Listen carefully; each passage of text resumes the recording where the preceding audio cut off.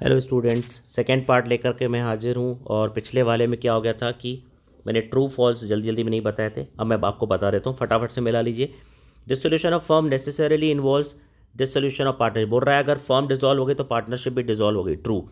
Paid up capital can exceed called up capital. False. किसी बच्चे ने ट्रू लिखा है। False. Paid up capital called up से ज़्यादा नहीं हो सकती।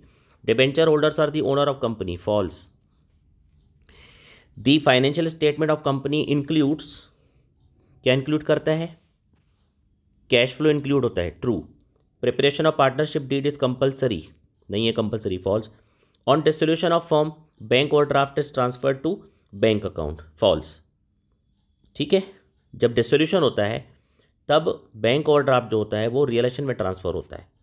ठीक है, इसके बाद है आपका ये करेंट रेशो का भी मैं आंसर दे देता हूँ। करेंट रेशो कैसे निकालते हैं? करेंट एसेट्स, तो कैश करेंट एसेट्स है। इसके बाद एक्रीड इनकम करेंट एसेट है। स्टॉक करेंट एसेट्स है। प्रीपेड एक्सपेंस करेंट एसेट है। तो 15, 5 20, 5 25, 5 30,000 करेंट एसेट्स है। ठीक है। अपॉन करेंट लाइबिलिटी में 20,000 और 10 30,000। करेंट लाइबिलिटी 30,000 है तो 30,000 1:1 आंसर। ठीक है, तो बाकी के क्वेश्चन मैं जल्दी लेकर हाजिर होता हूँ।